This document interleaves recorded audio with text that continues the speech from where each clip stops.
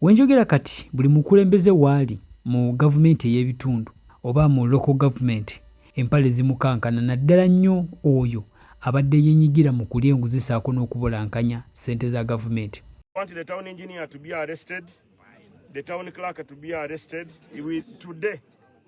And I also want the persons who cleared the internal auditor, who cleared the payment to be arrested, and the contractor to be arrested.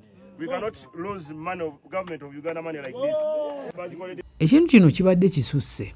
Abantu abasinga ne batuuka n'okulowooza nti gavumenti ekyakola yabivaako olw'ebyo ebintu ebibadde bibeerangawo nga tewakyali buweereza. Kati embeera eno gavumenti yasazeewo okusindika Minisita Balamu saako ne Justin Nammere okulaba nga balondoola emirimu, essente, buli kimu kyonna nga wekitambula mu local government. Eno gye basangidde nga mu butuufu abakulembeze eno baali babivaako ebyokukolera abantu ebo ebyokutuukiriza ebyo gavumenti bye yali eyisizza nti ssente bwe zaasindikibwanga abakulembeze be badde nga bazirya nti obuweereza bwonna gavumenti bwe badde esindikanga mu local government nga abakulembeze beegabana nga tebakolera bantu. In your district, how much was paid last financial year? Last financial year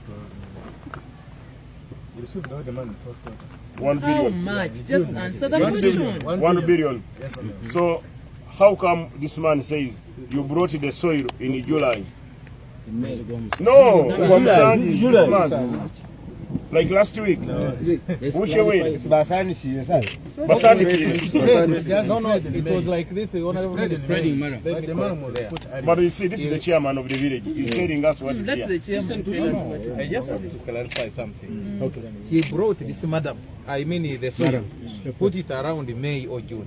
Then he came back in July to spray it. Okay. Takuba? Yes. Eza kugo ba mwezi gomusa mkusalani. Nikuleta ngani nikonjala busamwezi So he brought more soil in July to level up. So 2 layers. Don't change this man's word. I hear this.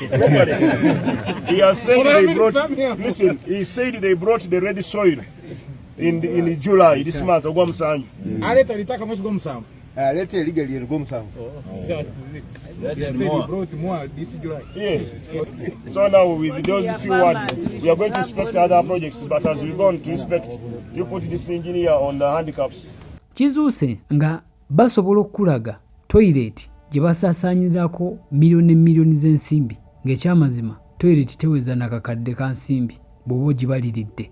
Amasente ezaayisibwanga okukola enguudo ez'enjawulo kizuuse nti abakulembeze bano baaziryanga buli nga beegasse ne bayinginiya onna. Naye ekintu kino ssaawa zino kiri mu kukolebwa ekyamazima bulijjo bannayuganda kye baagala. Era bannayuganda bangi batandise okutegeera nti bulijjo gavumenti si kyekizibu wabula abakulembeze oba ababasindikibwa okukola emirimu egyo gya gavumenti egigenda okuyamba abantu nti kyekizibu. Ti gavumenti esindika obuweereza oba eteekayo obuyambi okwanguyiza abantu aba bulijjo obulamu, naye abakulembeze bano obuyambi buno ne babutuulira.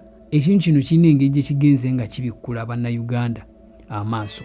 Bannayuganda bangi batandise okuyita Balamu asobole okutuukako mu madisitulikiti gaabwe. Kino akikola nga tasosola aba masomero oba malwaliro, alondoola buli kimu kyonna.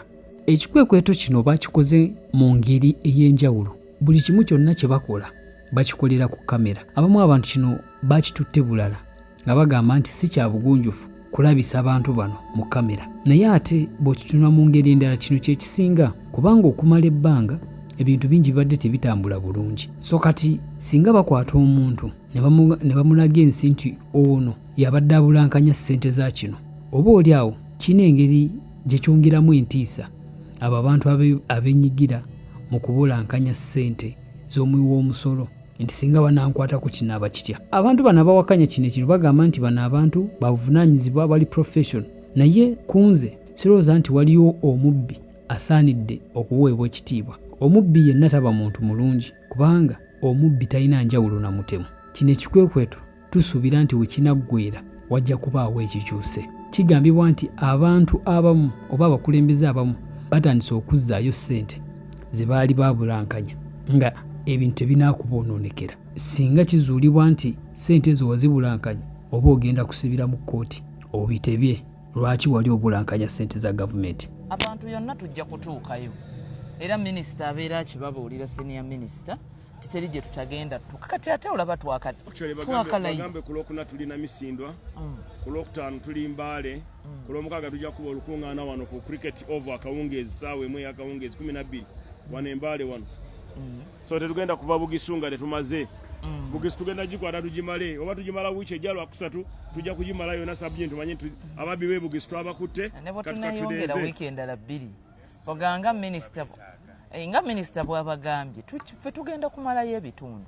Gavumenti eno eyina districts 146 tusobola ozimalayo omwaka guyina ennaku 356 districts ziri 146 365 actually more than I said 365 tujja zimalayo district tujja zimalayo ate kati olaba twakavana mu kulayira nga baminisita loza twakakolayo cabinet 2 twakava mu induction naye already tuli mu districts nga 4 oba 5 tujja kubimalayo ebitundu ate tugenda kolera ddala impact ate gye tuva yonna tuleseeyo abakesi buli gye tuva tuleseeyo abakesi ne president abakubira direct buli gye abakesi ba bulijjo olaba omusajja yambadde nigiina ye yeetala kumbe yakuŋŋaanya information yeyina gyeraga geno MK yonna gye tuva akuba amasimu aba PDM kati kambabuulireko sente za PDM waliwo ezigenda kufuluma bw'oba manyi oli parish chief ne oba wali obbyeko tokola nsobi kwongera maaso bupi